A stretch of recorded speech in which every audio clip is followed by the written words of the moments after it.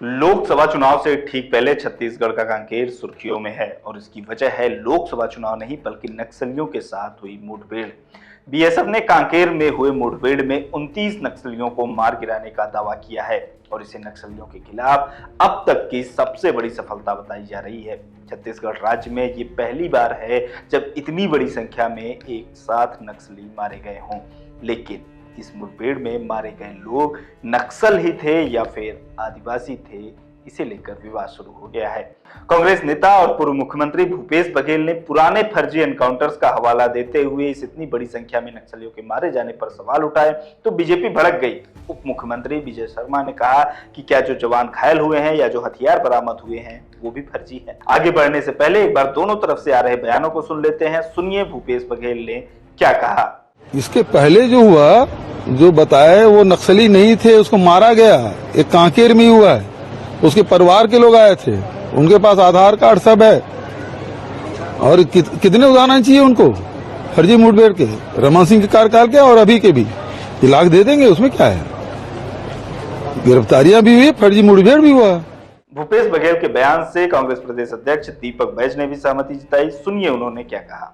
अगर पूर्व मुख्यमंत्री भूपेश बघेल जी अगर प्रश्न चिन्ह लगा रहे हैं तो कहीं न कहीं घटना पे संदेह है, इनकार नहीं कर सकते। जिम्मेदार व्यक्ति हैं, उनको क्षेत्र पूरे प्रदेश की स्थिति मालूम है, सूचना तंत्र उनके पास है।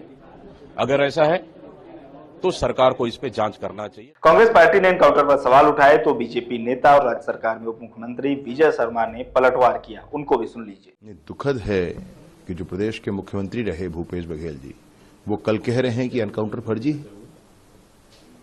भाजपा के सरकार में ऐसे भैया, ये मतलब जिन जवानों को मैं देखकर आया हूं, क्या फर्जी ढंग से उनको मारा गया है? जितने असला बरामद हुए हैं वो फर्जी हैं, वर्दीधारी सारे हैं वो फर्जी हैं। अब इस तरह से कह के फिर से विषय को बदल देना, ये बहुत गलत बात है। और जो भी ऐसे बिंदु हैं, चाहे वो सामाजिक संस्था हो, कोई व्यक्ति हो, कोई विषय हो, जो कुछ भी है, उन सब से मैं निवेदन करना चाहता हूं कि एक बार ये बात समझा दें कि आजादी के इतने सालों तक अगर बस्तर के किसी गांव में बिजली नहीं पहुंची तो गलती किसकी है? वहां पर पानी नहीं पहुंचा है, आंगनबाड़ी नहीं है, स्कूल नहीं है, अस्पताल नहीं है, मोबाइल के टावर नहीं है, सड़क उचित नहीं है, तो किसकी गलती है? क्या ये नहीं होना चाहिए? यहां आपको बता दें कि 16 अप्रैल को सुरक्षा बलों ने छत्तीसगढ़ के कांकेर में हुए मुठभेड़ में 29 नक्सलियों के मारे जाने का दावा किया था, जबकि 3 पुलिसकर्मी इस मुठभेड़ में घायल हो गए थे। घायल जवानों को बेहतर इलाज के लिए रायपुर के अस्पताल में भर्ती किया गया है। ये मुठभेड़ कांकेर के छोटबिटिया थाना क्षेत्र से करीब 14-15 किलोमीटर की दूरी पर हुआ, जहां बीएसएफ और डीआरजी की संयुक्त टीम का सामना नक्सलियों से हुआ। ये अब तक किसी एक मुठभेड़ में मारे गए नक्सलियों की सबसे बड़ी संख्या है। इसे नक्सलियों के लिए बहुत बड़ा झटका माना जा रहा है, क्योंकि मारे गए नक्सलियों में नक्सल कमांडर शंकर राव भी शामिल है। शंकर राव दंडकारण्य डिवीजन में काफी प्रभावशाली बताया जाता है। उसके ऊपर 25 लाख रुपए का इनाम घोषित था। शंकर राव के अलावा भी कई और बड़े नक्सल कमांडर्स के इस एनकाउंटर में मारे जाने का दावा किया गया है। साथ ही भारी मात्रा में हथियार भी बरामद किए गए हैं। सुरक्षा बलों ने इस घटना के बारे में और क्या क्या जानकारी दी है वो भी सुन लीजिए।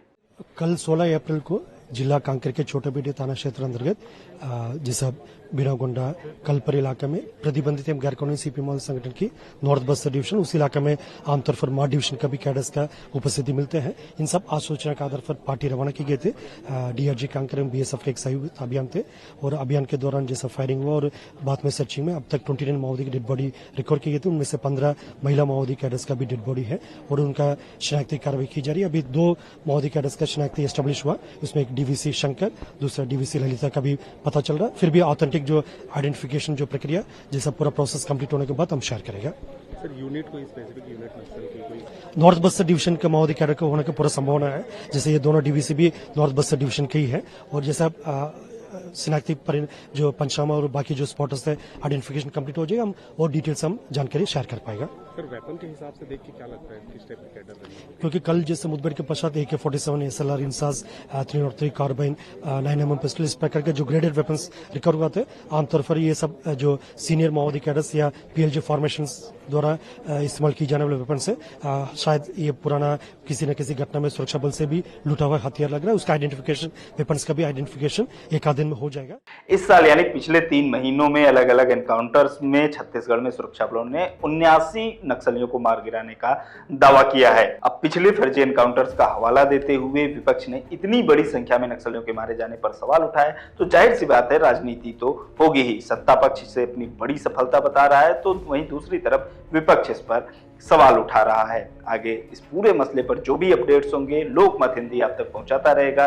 देखते रहिए लोकमत हिंदी।